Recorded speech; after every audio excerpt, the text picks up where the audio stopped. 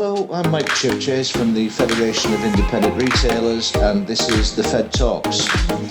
Today we've got a 2-for-1 offer because we're joined by Daisy Thompson and Jason Stocker from Nestle to find out what's happening in the world of coffee and how retailers can boost their sales in the coming months. So, hello Daisy and Jason, welcome to the Fed Talks. Hello. Hello. Hello there. So, can I start with you, Daisy, please? Just first of all, ask what are the key trends in the coffee category for 2021? Yeah, there's a number of key trends that have been identified actually, but we've identified 6 key ones that are really key for retailers for this year. So the first one is all about changing demand moments. So traditionally, you'd often think about your cup of coffee as being a very functional kickstart to your day. But interestingly, we're seeing more and more people actually using it as a kind of pick-me-up throughout the day, and kind of connected to that, and very much about social connections and occasions, meeting up with friends, family and colleagues for a quick coffee throughout the day. This is super interesting because it means that we're really kind of expanding those range of purposes why people are drinking coffee. And as a result, it produces so many different opportunities within the coffee category to really tap into that. Building on that, another key trend that's coming through is all about bringing the out-of-home coffee category into your own home. And this has very much come through with COVID last year, with obviously a lot of our cafes and key coffee shops being shut. This has obviously meant that people couldn't go out and get their normal cup of coffee from their cafe. But as a result, they started to experiment with coffee in-home. And this has been really interesting. There have been so many different coffee trends coming through on the back of this, and provide so much opportunity for the coffee category to really innovate and bring new products to market that tap into these new and exciting trends. Aside from that, we've also got the real big focus on value and simplicity. This is a really interesting one. It's been around for quite a while, but will become increasingly prevalent this year, particularly as we kind of come out of lockdown and COVID and into this potentially kind of quite recessionary environment. So value is a really, really important trend for the coffee category. And there's loads of things we can be doing around price and promotion to make sure customers are getting that quality cup of coffee, but at the right price.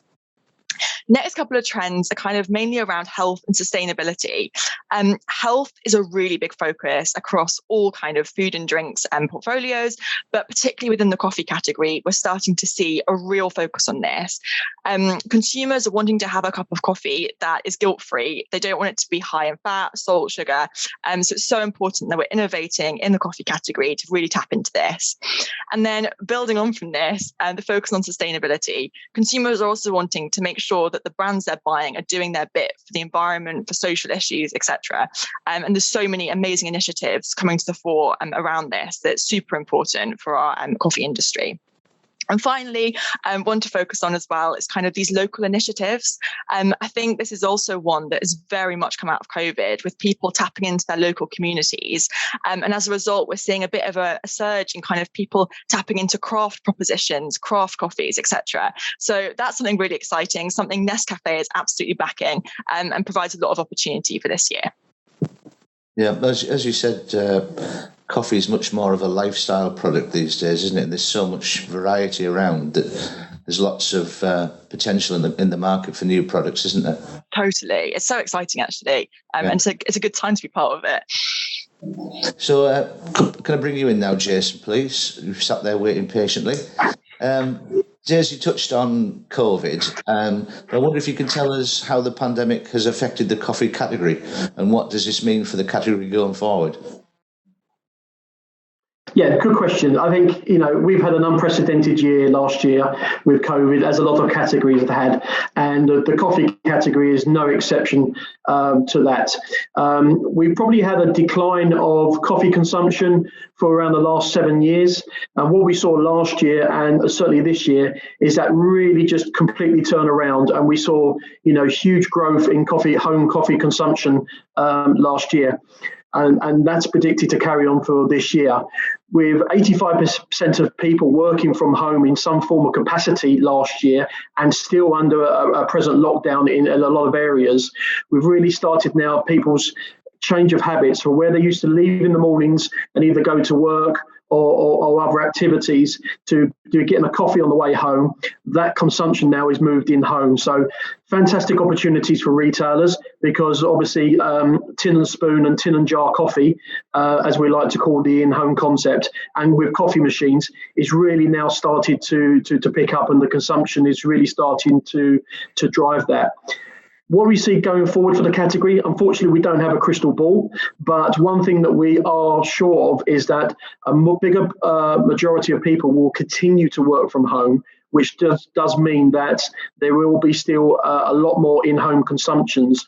And also for the people that actually are going to work, if you've actually started to save money, instead of spending £3 or £4 on your coffee every day, and you can make a coffee on the go in your flask before you leave for 3 or 4 pence a cup, there will be a lot of more people who are now price conscious savvy who will actually start to do that as well. So, there's a lot of trends that we're seeing, what's panning out at the moment and how it's going to work out.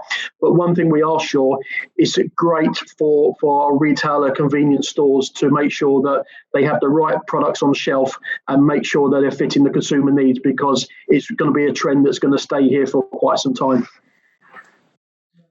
So leading on from that, Daisy, if I can ask you, what are the main things that retailers should be doing this year to maximise their coffee sales? Yeah, there's a number of things, and I think it feeds in quite nicely to the trends that we've talked through. I think one of the main things that we'd all agree on is this focus on value, and it's going to be so important this year to be really kind of meeting that shopper need. I think the key thing retailers can be doing in this space is stocking price smart packs. These are becoming increasingly important, both for consumers and retailers, and there is so much insight out there to show this is where the growth potential is. And absolutely, this is what retailers need to be stocking to kind of be absolutely fulfilling the shopper's focus on value. It's really interesting, actually. There's some research to show that price smart packs are the second most important criteria for a shopper to choose a product when they go into a store, which is really compelling evidence to show that that is the right choice of product. And similarly, it's all about kind of reassurance. Shoppers know that they're not being overcharged if they buy a price smart pack. It makes the shopping experience way more simple and straightforward because they don't have to ask the price. They can just see it there and get gone. So this is such an important area, and retailers as well are starting to pick up on this. And we're seeing an absolute surge in the kind of the growth of price smart packs. So absolutely, I'd recommend stocking them. Nescafe have really kind of improved their range of price smart packs across the full kind of core and mixer segment. So there's a whole range out there. And actually in the May Fed, we're doing a bit of a feature on price smart packs on coffee. So look out for that, because that's going to be super interesting. And besides that, I think Jason touched on it. It's also about range. Clearly, there's so many different trends at the moment and different kind of shopper missions and needs to really be fulfilling. So just making sure that you've got a really good broad range that taps into these different needs is going to be so important. To kind of, make sure you're picking up all these different shoppers.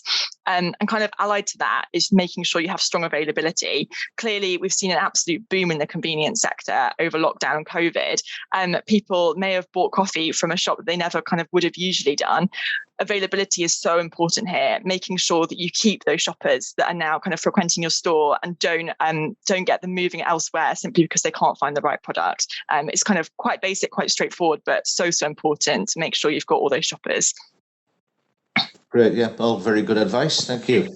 So what are the key campaigns that you're running in 2021, and how can convenience stores tap into those?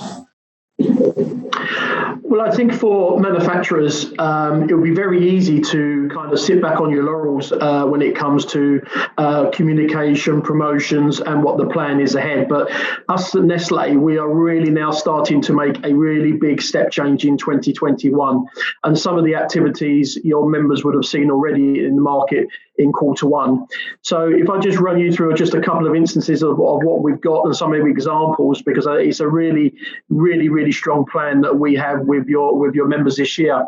We started off in January and February with a huge Gold Blend relaunch, as well as some consumer and retailer activity where retailers and consumers can win instant prizes and even monthly prizes for the whole year. It was really received very well, and this complemented what we've done from an e-commerce platform all the way through to in depots. So any of your members who were walking into depots to pick up their stock, would have instantly seen some of these displays very impactful displays that we had in store. We also had a toolkit for retailers to have at the store level as well. So again, the feedback's been really good and something that we will take on going forward into this year when we look at some other campaigns. I think as we move into April and May, and Daisy's alluded to it, price mark packs are so important to the sector. So we've really got a huge price mark pack campaign activity going across all of the price mark packs that we have. And that's really, again, from store level through to e-commerce platforms, right the way through to publications in trade press, through to promotions, ultimately through to the retailer, and more importantly, what we're all here for, which is for the consumer as well. So there's a real 360 campaign going through with price mark packs to show the importance of them, to give confidence to retailers that the price point is really good, and obviously offering a good margin to our retailer members as well. We then move into June and July, and again, this is really about all of our summer campaigns. So we have promotions and activity running across our Nesquik RTD. We'll be bringing in Milo RTD into the portfolio for beverages, and we'll also be bringing out our iced coffee range in our cappuccinos, which again is really exciting for us because it's a nice coffee in an instant, with the quality that you would receive at the likes of a Costa or a Starbucks. And this is massive on the continent. And usually, as we all know, what usually happens on the continent 3 or 4 years, it comes to us and hits our shores. And this is a big phenomenon that's been working so well on the continent. And now, we're into a nice coffee culture now. We're just not just a hot beverages business. So that's something really that we're really looking forward to really step change that going forward. And actually, iced coffee is a year-round experience. It's not just for summer, but it's ideal to launch in the summer to get everybody engaged and get everybody onto trialing it.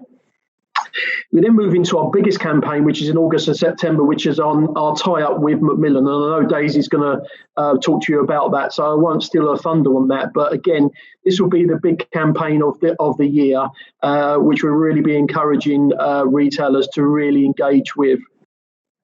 We then move into the back half of the year, and again the quarter for Nescafe. So in a frothy coffee, which again will be really exciting, and another incremental purchase that retailers can look forward to from their consumers. But we'll be doing a community campaign on Nescafe, which again really start to bring that community feeling back. A lot of your members have actually brought this fantastic community spirit over the last year, and we're keen to keep that going. So there'll be prizes and donations being made to retailers for their various local charities, and even consumers of your retailers who can make donations on behalf of Nescafe to various different charities or organisations within their local community that they're supporting. So really big campaign. That's just the tip of the iceberg of it, and you'll see more as we go through the year via various publications, or when you're in depot or looking online to buy some of your Nescafe products. So lots and lots going on over the next 8 months. You're going to be busy people. Big campaigns. Yeah. As Jason mentioned there, I take it you're the Macmillan partnership expert, Daisy. I know it's a fantastic partnership with Macmillan Cancer Charity, but how can retailers get involved, and can you tell us a bit more about the partnership and how it works? Yeah, totally. As you both alluded to, it's 100% our big campaign for this year. It's super, super exciting and such an amazing charity to be working with. So yeah, as Jason said, our Nescafe Original brand is partnering with Macmillan for this year to try and raise as much money as we can for this fantastic charity. So there's a number of ways we'll be activating this over the course of the months. It'll be mainly focused around August, September, in line with kind of the big coffee morning initiative that Macmillan Macmillan run every year. And what we'll be having, first of all, is one of our Nescafe Original packs will have a Macmillan flash on, which will mean that a portion of its sales will be able to be donated to Macmillan, which is a fantastic way to just ensure we're giving as much money as possible through our brands to Macmillan and raise fantastic funds. So on top of that, we're building a really comprehensive point of sale material suite for both retailers and depots to kind of really activate this and drive awareness of this huge campaign. So this will take the form of kind of shippers, shelf talkers, wobblers, barkers, kind of anything you can imagine. We're really putting as much as we can into this to really drive awareness. On top of this, we're going to be, for the first time, having a kind of traveling roadshow. So we've got a branded Nescafe Original van, which will be traveling around the UK, stopping at depots and convenience store sites to kind of launch a mini coffee morning for retailers and consumers. And we think this will be a really great way to drive more visibility of the partnership, whilst also raising more funds for Macmillan at each site, because we'll be giving out cups of coffee for free to consumers and retailers alike. So that'll be a really nice way just to kind of get a bit more visibility of it. And then clearly we're trying to get as many calls as possible in this roadshow, but we can't go to every single depot or every single convenience store. So we're also building coffee morning kits alongside Macmillan, which will include kind of bunting, tablecloths, and recipe cards. It's all in development at the moment, but will be a really exciting pack that we'll be distributing through depots, through our field agencies, to allow retailers, consumers, depot managers, and whoever to kind of really launch these coffee mornings themselves and do it from the comfort of their own depot store and wherever, and raise as much money as possible for Macmillan. So yeah, there's a lot in the plan. It's super exciting, but I'm sure you'll agree, I think there's a lot there, and we can really make this as big as possible with the support of all of your members too. Yeah, it's a brilliant cause, obviously, and I'm sure lots of our members will be keen to take part and get involved and raise as much money as they can. Definitely. And finally from me, I think this one's for you, Jason. Can you tell us how Nestlé will be helping Federation members specifically for the rest of the year? Yes, certainly. We'll again, once again, as of last year, we are the one of the elite partners with the NFRN, which is great. And I think if I base it on last year, even through the pandemic, I think we both got some real big benefit out of it last year, which is why we're delighted to renegotiate that for the second year, and long may that continue our relationship with the NFRN.